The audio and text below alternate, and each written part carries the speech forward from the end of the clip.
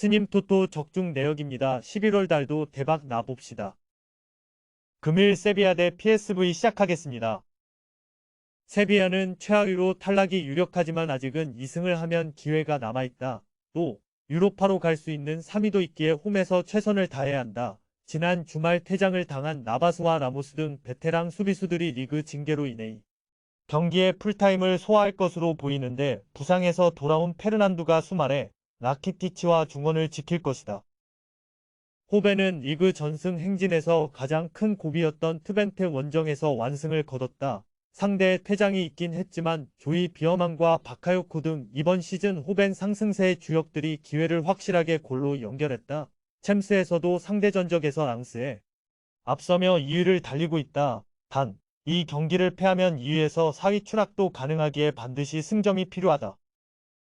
접전을 보고 있다. 세비야는 부진하던 엠네시리가 결정력을 끌어올리며 최근 골이 나오고 있다. 그러나 오캄포스와 루케바키오, 야누자이 등 이선 지원은 불안하다. 쇼우텐과 비어만이 중원의 라인을 내리며 수비 라인 보호를 할 것이고 하말류와 테제, 데스트 등이 최종 수비를 지켜낼 호벤이 승점 한 점을 가져갈 것이다.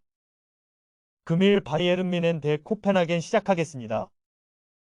뮌헨은 선수단의 수비 부상자가 많기에 이번 시즌 챔스에서 실점이 늘었다. 그러나 맨유를 비롯한 상대팀을 모두 제압하며 4연승에 성공했고 챔스 16강행을 조기에 확정했다. 킴미와 라이머 등 3선 자원들을 측면 수비로 돌리는 운영을 함에도 김민재와 우파메카노 등이 중앙을 책임지기에 강팀답게 결과는 내고 있다. 케인을 비롯해 사네와 코망, 그나브리 등 해결할 선수들은 많기에 화력으로 상대를 압도하고 있다.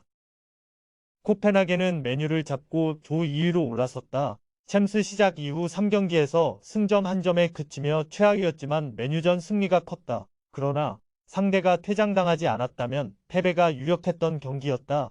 클라에송과 아슈리 등 주축 공격수들이 챔스 레벨 수비진을 넘어서는데 고전 중인 점이 크다.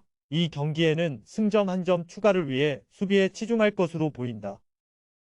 뮌헨의 승리를 본다. 코펜하겐도 레라고와 곤살베스 등 중앙에서 상대의 공세를 막아낼 미드필더진이 있다. 그러나 원정 경기력이 떨어지는 데다 수비 라인 기복이 크다. 사네와 코망 등 분데스리 가 최고의 이선이 가동되어 상대 수비를 공략할 것이고 케인이 해결할 뮌헨이 승리할 것이다. 금일 아스날 대 랑스 시작하겠습니다.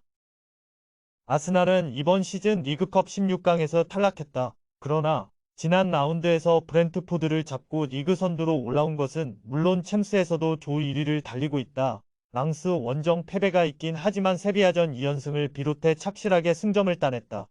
부상자 이슈가 있었음에도 초반 성적을 잘 내고 있는데 이제는 제수스와 웨데가르트 등 부상자들도 돌아온 풀핏의 전력이다. 랑스는 아스날을 잡으며 조 선두로도 올라왔었지만 어느덧 3위로 떨어졌다. 그러나 이 경기를 승리하면 1위도 노릴 수 있는 등 기회는 남아있다. 재개된 리그 경기에서는 수비가 좋은 클레르몽을 원정에서 만났는데 3골을 몰아치며 승리했고 리그왕 6위로 올라섰다. 토마송과 풀기니가 이선에서 공격 작업 전개를 잘해주고 있고 압돌사메드의 중원 존재감도 확실하다.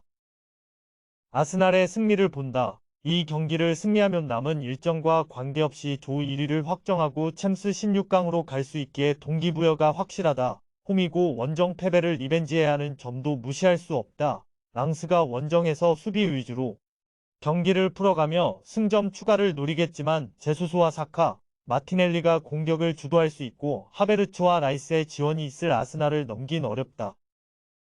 금일 레알 마드리드 대 나폴리 시작하겠습니다. 레알은 사전 전승을 기록하며 이미 16강 진출에 성공했다. 나폴리 원정을 비롯해 조별 예선 전 경기를 승리했다.